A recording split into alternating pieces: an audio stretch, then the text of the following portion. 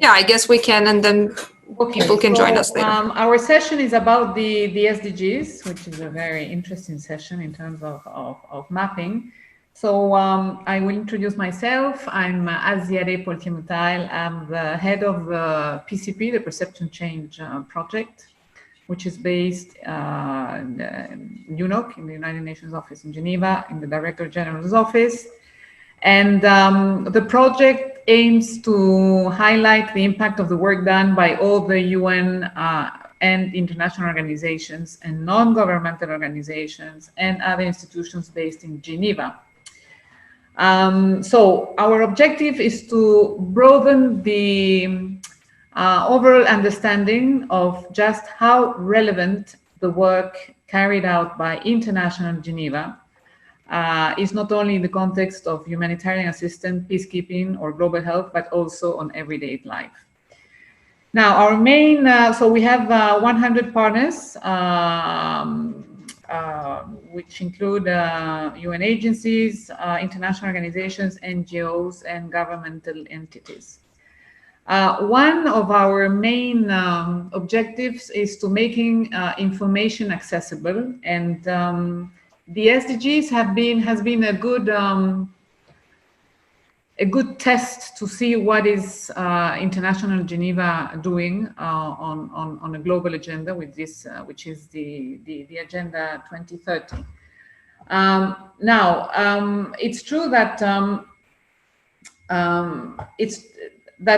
SDGs are important for all organizations as they can provide a framework for measuring impact in environmental, social, and governance strategies.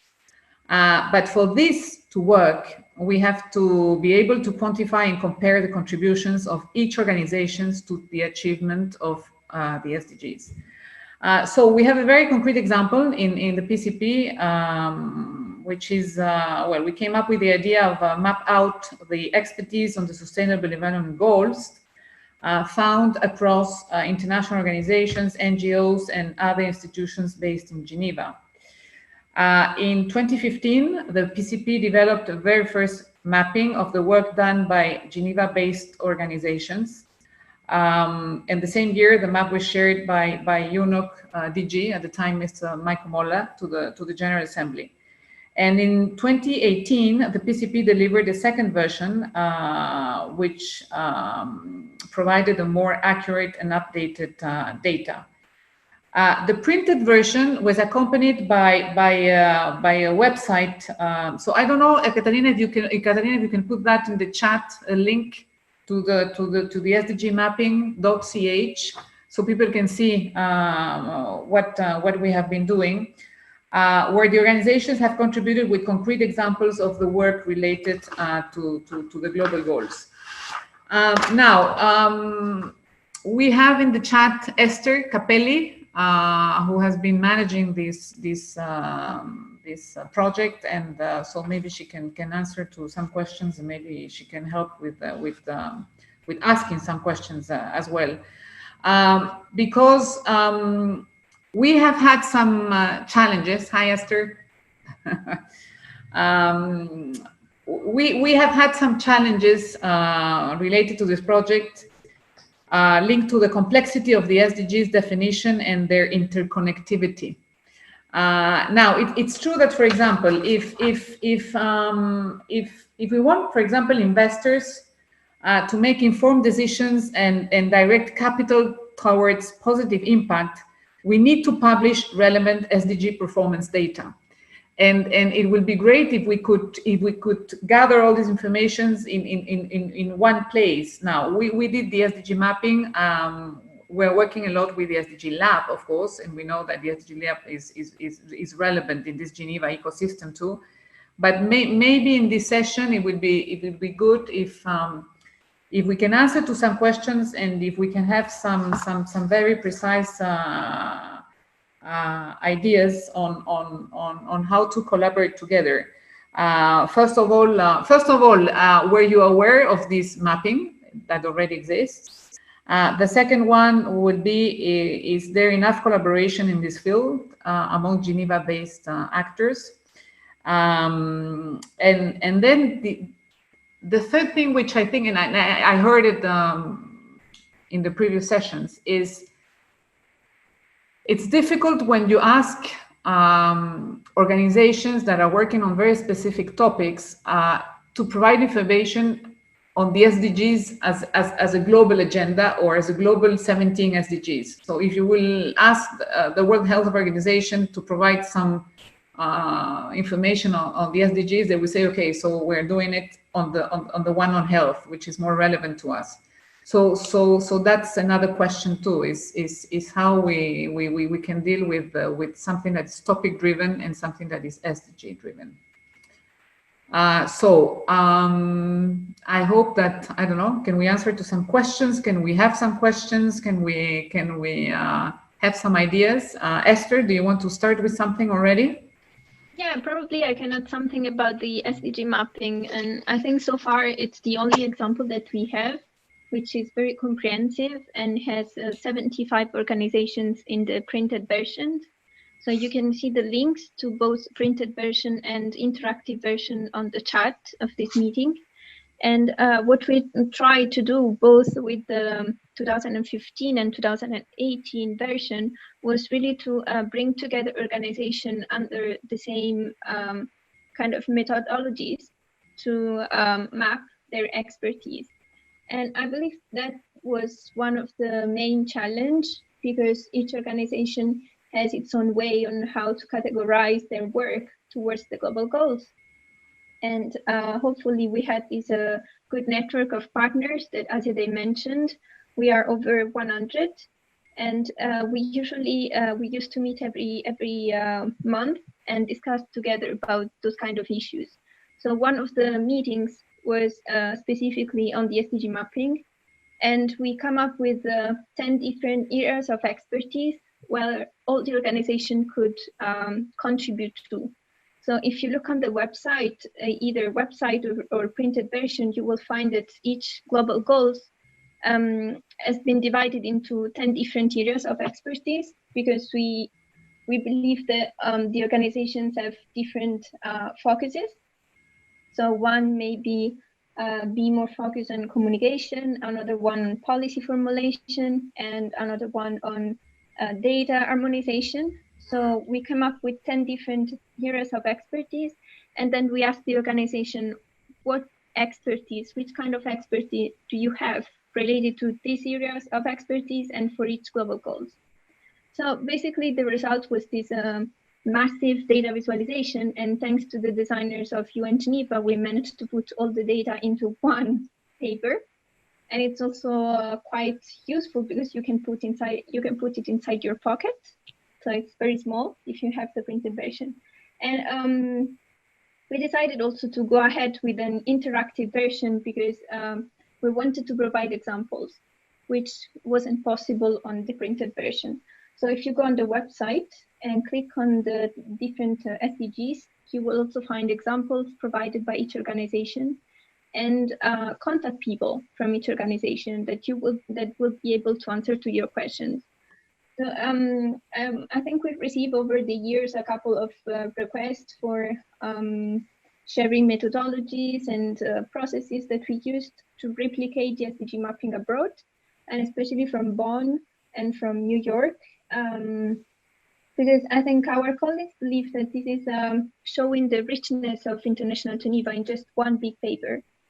I haven't heard about similar mapping inside International Geneva, but I'm happy to connect with colleagues here and with people interested if they know any other mapping or answer to questions if you have. Thank you, Esther. Then we did another exercise, which is infographics about the SDGs. And so we have 17 infographics. This is all in our PCP website as well.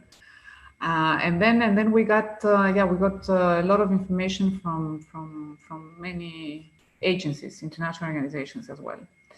So I don't know who's in the room. I don't know who wants to ask some questions, give some ideas.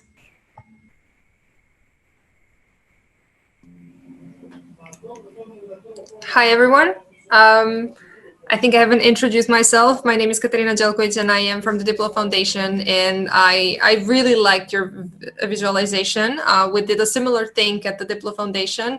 Our visualization is not as fancy as yours, but it can be useful. I can share it with you. What we did is we mapped out how different digital technologies, especially emerging technologies such as AI, can contribute to the realization of specific SDGs and their targets.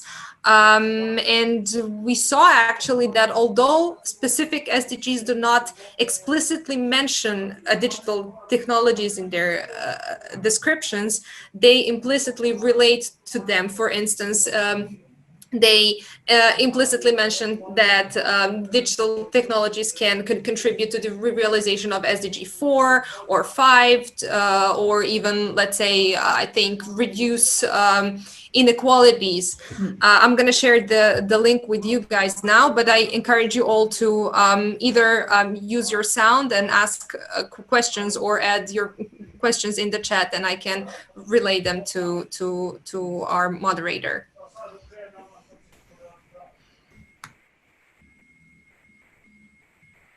For your mapping, for the DiploFoundation one, which kind of sources did you use to put it together, and how long did it take?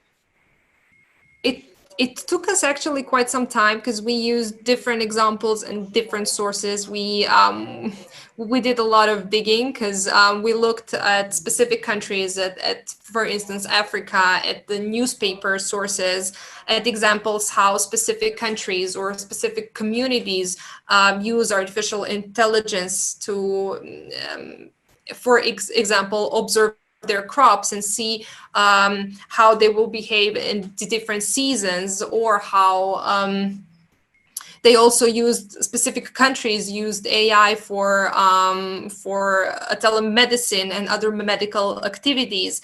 On the other hand, other countries such as India, we had this example where communities used, they developed a tool that helped people access their bank accounts without having to go to the bank, or without having to open an account, by using their cell phone, which is also very useful in reducing inequalities. So this is something that we did. I'm just sharing with you the source, and you can access our database as well, and look for more examples if you're interested in it.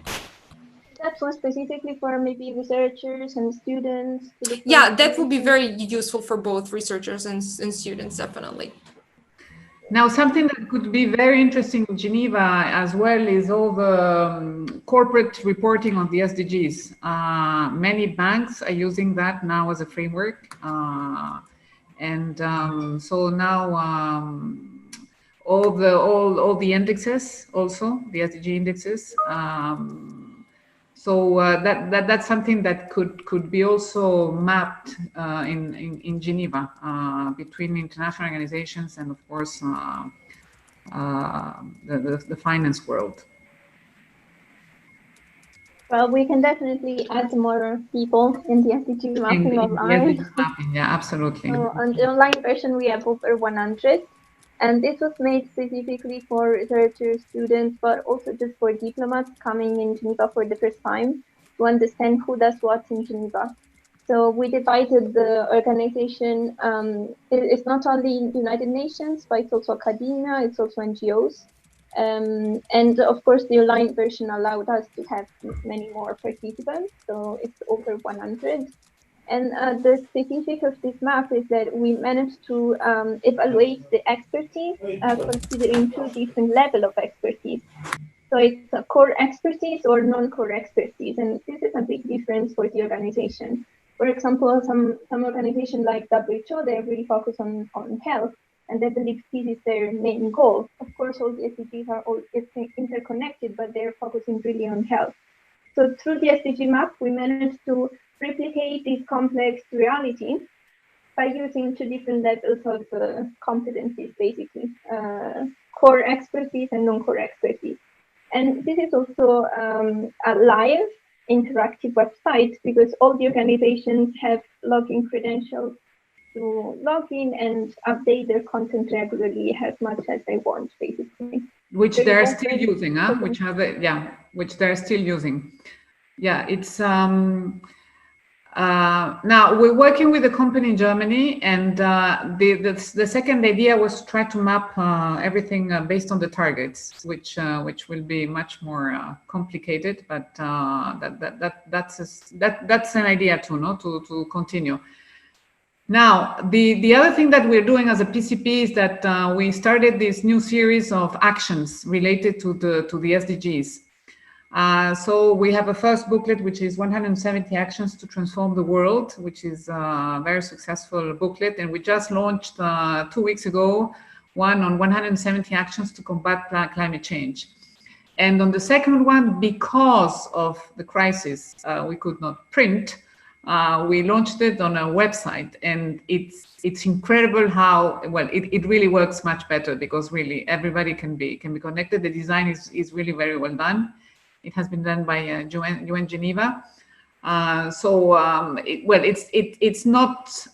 We can say that somehow it's also digitally presented, but it's true that it's the same case with the SDG mapping. We have the printed version, which we really use for events and for big conferences, but to have it online changes all the outreach strategy that we have, and we're planning to continue on all these 170 series. We have another one called 170 Jobs with a Purpose. This one is really liked by students and young people. So these are some of the examples that we have. Oh, thank you very much for that. I think we have Jovan Kurbali with us, who wishes, I think, Jovan, did you raise your hand or? It's great to be here, Aziyadé, Esther, the colleagues. One issue which is probably of relevance is the use of the SDGs for this cross-cutting coverage, because SDGs are designed in order to have this cross-cutting coverage. And that's probably in digital field underutilized the feature of SDGs. And there are good papers. I know, Aziyadé, that you had some exercises with connecting different SDGs. And that's a huge potential, both for the mapping of digital field, but also for reinforcing SDGs through digital means. There is a bit of dialectics here, because digital, as you know, is SDGs are very shy on digital. You have 9C, you have a few mentioning of ICT in SDGs, which I think is good. Yeah. It's not technocentric. But then a reality of life is that you cannot implement SDGs without digital. Therefore, roadmap of the Secretary General is to some extent, let's say, ghost SDG or 18th SDG, which adds these layers. But there are many candidates for the 18 SDG, huh? Yes. But this one is I would say, functional. Nobody's pushing it too heavy. And I think it's extremely good that drafter of SDGs didn't go into digitally driven SDG. Therefore, there is something in it that we create this cross-cutting, which will help cross-cutting among SDGs, but also connecting the dots in the digital field, which is, in my view, one of the major challenges ahead of us in Geneva.